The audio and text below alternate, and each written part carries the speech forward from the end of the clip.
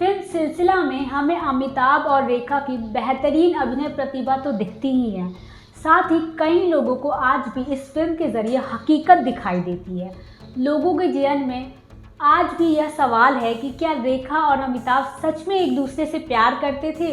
अगर हाँ, तो इनकी प्रेम कहानी अधूरी क्यों रह गई और क्यों रेखा ने आज भी शादी नहीं की?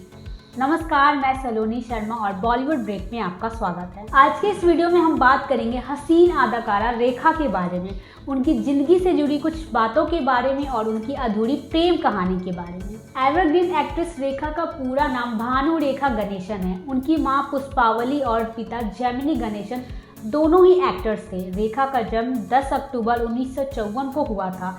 रेखा ने बहुत छोटी उम्र में ही एक्टिंग की शुरुआत कर दी थी। उनकी पहली फिल्म तेलुगु की इंटी गुट्टू थी।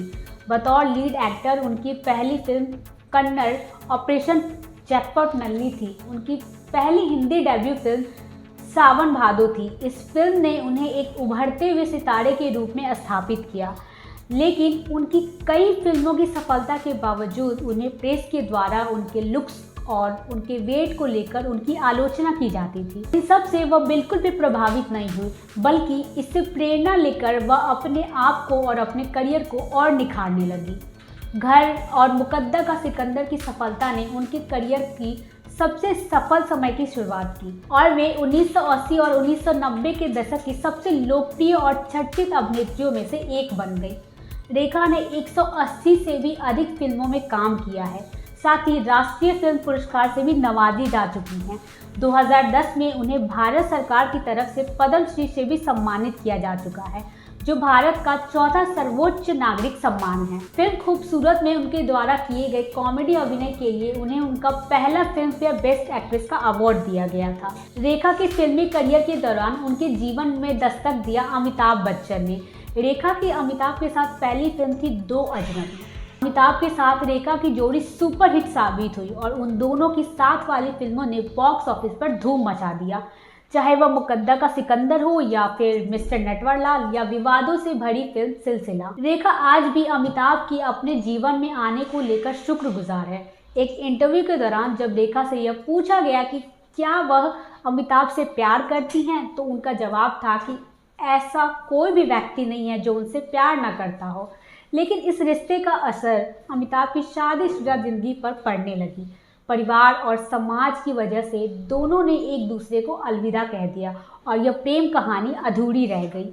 मीडिया में उन दोनों की अफेयर की खबरों काफ़ी सुर्खियों में रही और आज भी अवार्ड सेरेमनी में सबकी निगाहें उन दोनों की तरफ ही होती है। उनकी निजी जिंदगी को फिल्मी मैगजीन में भी काफ़ी उछाला गया। अमिताभ के साथ अफेयर के बाद उनकी शादी बिजनेसमैन और इंडस्ट्रियलिस्ट मुकेश अग्रवाल के साथ हुई और शादी के कुछ महीनों बाद ही मुकेश अग्रवाल ने आत्महत्या कर ली। धीरे धीरे रेखा फिल्मी दुनिया में शोहरत बटोरती जा रही थी। गम और खुशी के दौर में उनकी झोली में एक ऐसी फिल्म आई जिसने रेखा की जिंदगी ही बदल दी। वह फिल्म थी मुजफ्फर अली की उमराव जान। इस फिल्म में किए अभिनय के बाद सब उन्हें उसी रूप में देखना चाहते थे, लेकिन रेखा उन गिने चुने अभिनेत्रियों में से है जिन्होंने तरह तरह की फिल्मों में काम किया और खुद को टाइपकास्ट नहीं होने दिया। श्याम बेनेगल की कलयुग और गिरीश कर्नाड की उत्सव में किए उनके शानदार अभिनय को कोई नहीं भूल सकता। इतना ही नहीं, रेखा ने एक्शन फिल्म जैसे कि खून भरी मांग और फूल बने अंगारी जैसी फिल्मों से अपने एक्शन का जलवा भी दिखाया। लोग तो उन्हें लेडी अमिताभ का खिताब तक देने लगे थे। रेखा की शादी की खबर एक्टर विनोद मेहरा से हुई ऐसा कहा जाने लगा, लेकिन इन सारी अफवाहों पर विराम लगते हुए रेखा ने एक इंटरव्यू में कहा कि विनोद मेहरा से उनकी अच्छी दोस्ती है, उनकी शादी नहीं हुई है। बीतते वक्त के साथ भी रेखा के अभिनय का जलवा छाया रहा, चाहे वह फिल्म कोई मिल गया हो या क्रिश। गम और खुशी के साथ रेखा अपनी जिंदगी में आगे बढ़ती रही। तो यह थी हसीन अदाकारा रेखा की जिंदगी से जुड़ी कुछ बातें। आपको हमारा ये वीडियो कैसा लगा हमें कमेंट करके ज़रूर बताएं। साथ ही साथ हमारे चैनल बॉलीवुड ब्रेक को सब्सक्राइब करना बिल्कुल ना भूलें।